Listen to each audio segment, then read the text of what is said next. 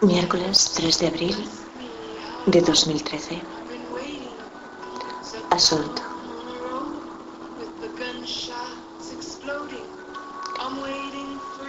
Cuatro horas 55 minutos. Parece mentira. Es decir,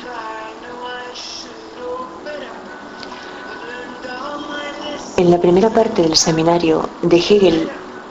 nada auguraba el Grigay de la hora siguiente, entre los miembros de la SAF, que lo que yo recordaba como autoritario, después de esto, había sido un le ruego de lo más educado, pero que me lo rogaba, entre comillas fenomenológicas, a mí, y no a quien debía, que era la Fundación Gustavo Bueno, que era la que lo exhibía. Pero lo que para Hidalgo Tuñón no es sino una filfa, es decir, el espíritu, para José Pablo Feynman es lo que él asegura, que honestamente podemos decir, que es el hombre haciendo su historia. Y a esto lo llama Hegel espíritu, idea o saber absoluto, porque todo lo real es racional y todo lo racional es real. Solo que los alemanes piensan lo que los franceses hacen, porque para el filósofo la Revolución Francesa es la aurora de una nueva era. Y ver a Napoleón a caballo era ver al espíritu absoluto a caballo. Por lo que podemos deducir que Hidalgo Tuñón no es de los que estén dispuestos a actuar como piensa Spinoza que debe actuar el filósofo, que es comprendiendo al hombre en su realidad. Que a mí, lo que ayer me facilitaba la comprensión del tercer paso, el movimiento hacia la universalidad incondicionada y hacia el reino del entendimiento, fue imaginarme, que ese imaginarme entre comillas fenomenológicas, quiso decir dibujar un carácter absoluto, que este carácter era tan solo un simbólico átomo de hidrógeno, como un núcleo con su orbital y su único electrón, porque lo que se describe es una lógica del percibir, y yo me encuentro analizando la vivencia a través de la experiencia, que esto sucede en el nivel macroscópico, pero de lo no alejado del espectro visible, porque existe un nivel macroscópico que es el de las galaxias, donde lo que sucede, o supuestamente sucede, guarda un paralelismo con el universo del mundo cuántico, debido a que los acontecimientos en ese nivel no son predecibles, no se ajustan a las leyes del universo newtoniano o son violentos. Entonces, si ahora contemplamos, entre comillas fenomenológicas, esa cosa que es el átomo de hidrógeno, un carácter absoluto, comprendemos que es un uno, un singular, y al mismo tiempo es el también, o la diferencia indiferente. Porque la parte positiva es lo esencial de la parte negativa, el electrón, y la parte negativa es lo esencial de la parte positiva, que es lo que dice Hegel, porque la constitución diversa y múltiple es lo no esencial, y solo es esencialmente este comportarse. Entonces, el mismo conocimiento percipiente, estamos leyendo ahora a Hegel, el mismo conocimiento percipiente no llega a la conciencia de que las que en él rigen son esas simples esenciales, y supone manejar siempre materias y contenidos perfectamente sólidos.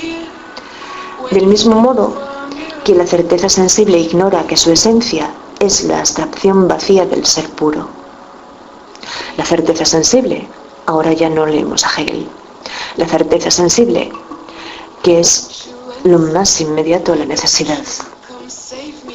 Porque es su mediación la de su satisfacción.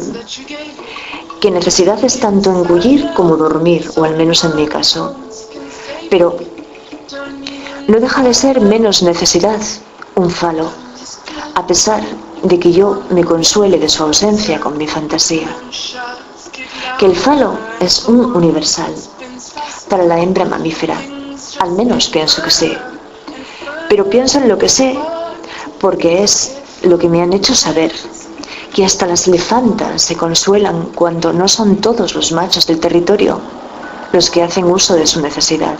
o estado de necesidad, sino su protector. Y lo que no era ninguna necesidad era aquel fumar.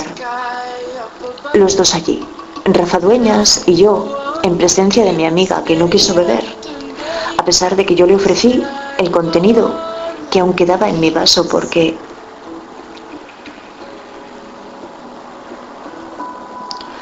mientras le retiraba el abrigo de sus brazos, que dónde estaba su sensibilidad. Rafa Dueñas y yo, en presencia de mi amiga, que dónde estaba su sensibilidad cuando él arrojaba la ceniza a sus pies, porque yo me aseguraba de sacudirle en la calle, que esto es la costumbre, pensar que los barrenderos están para eso, que dónde estaba entonces mi sensibilidad para con el trabajo de los otros, y saber que a él no le gustaba demasiado titular de ningún modo sus obras, porque prefería dejarlo todo en el aire,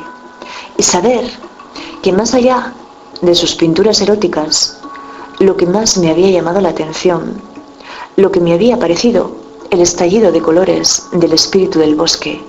había sido un mimo que él había pintado en una de las polas asturianas, tal vez en los huevos pintos, que entonces quizá yo evocaba al bosque porque había un huevo, pero no todavía era un pájaro. Que a él yo le gusté, que no fue esa la conclusión que saqué la última vez que me encontré contigo, que luego le disgusté, pero eso ya será bastante después de esa escena, que jamás le volví a ver, a no ser en sueños, uno que le contaré, que de lo que sí me aseguraré será de que él se piense, al menos eso, lo de concederme una entrevista, porque una entrevista significaba una nueva oportunidad de encuentro para mi amiga, que yo procuraba que ella hablase, pero solo le vimos en aquella ocasión, durante aquel cigarrillo que nos fumamos nosotros. Y luego yo dejaré incluso de fumar, y ni siquiera volveré a verla a ella demasiadas veces, y hasta que dejé de verla siquiera. Que lo que sucedió luego fue que yo le hablé a él, como tenía costumbre, y le descubrí que había sido peregrina, cuando él lo había sido y teníamos al asa de Sela en común, que él había asistido a uno de sus conciertos, cuando él me recordaba mucho a Manuel, y yo simplemente quería lo que quería. Que podríamos volver a Feynman ahora, antes de olvidarnos de él, y expresar como él lo expresó, que Hegel da un paso brillante, y lo que dice es que el sujeto es lo mismo que la materia, es decir, el sujeto es el hombre, la sustancia es la historia, pero ocurre que la historia y el hombre se hacen al mismo tiempo. Los hombres hacen la historia hace a los hombres, y la historia de ese sujeto que es el hombre es la historia del desarrollo autoconsciente de un espíritu, que es realmente el hombre en la medida que se va dando forma a través de la historia, y que es la historia del autodesarrollo, que el hombre va teniendo de ese objeto que construye y que es la historia humana. Pero déjame también que te diga lo que Adorno dijo, que solo con quien te ama puedes mostrarte débil sin provocar una reacción de fuerza.